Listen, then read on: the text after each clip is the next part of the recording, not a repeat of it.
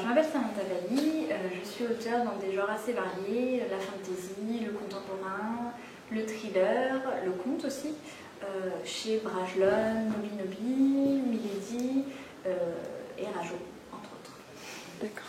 Est-ce que vous pourriez nous parler plus particulièrement de votre série fantastique Oraison ? Alors, Oraison, c'est un diptyque qui est paru initialement en 2009 aux éditions 1000 saisons et qui a été réédité cette année sous forme d'intégrale chez Brajlon, qui est un roman de fantasy mettant en scène une théocratie qui s'appelle Eldarion et qui plante son décor dans un univers qui a la particularité d'être régi par l'oraison, comme son nom l'indique.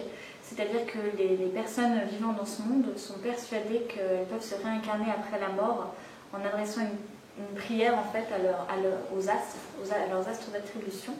En fait, tout fonctionne et tout tourne autour de cette oraison, puisque pour pouvoir se réincarner, il faut que sur le corps du mort soit effectué un rituel funéraire qui est à la fois un discours d'éloge et un acte magique.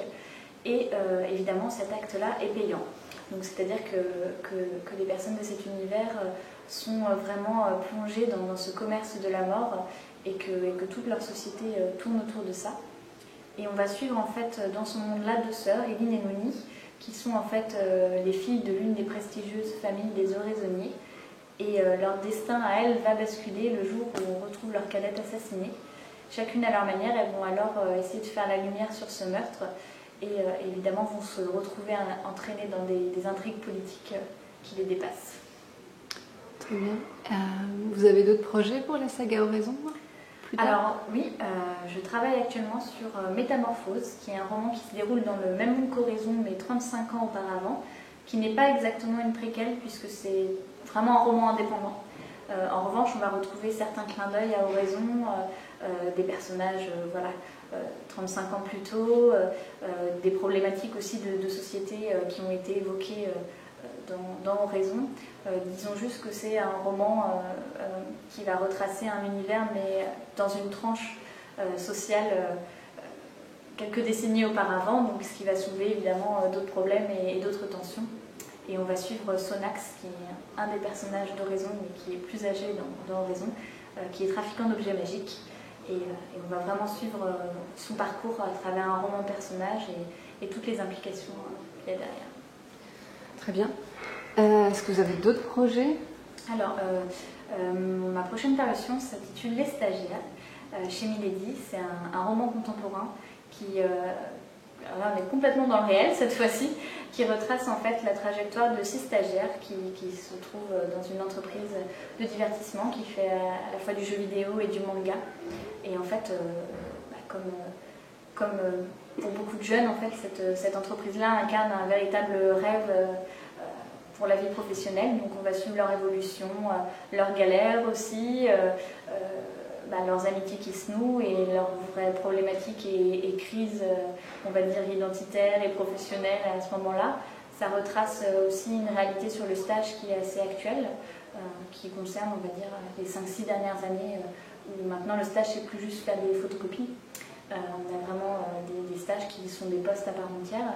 Donc sans être subversif, c'est simplement un roman qui va retracer la vie et la tranche de vie de ces 6 jeunes-là qui viennent d'horizons assez variés, qui ont chacune une raison d'être dans cette entreprise.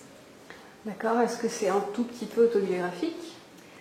Autobiographique, disons non, mais ayant moi-même fait des stages, et notamment dans l'industrie du jeu vidéo, évidemment qu'il y a une part en tout cas de ressenti, de vécu quelque part, même si c'est pas mon histoire à moi, c'est des choses que j'ai pu observer. Après, ça reste une fiction, mais c'est vrai qu'il y a cette volonté de restituer une atmosphère, une ambiance et voilà les problématiques que j'ai pu rencontrer et que d'autres ont pu rencontrer. Donc sans avoir une veine, disons, autobiographique, ça se base sur un socle qui est quand même assez vécu.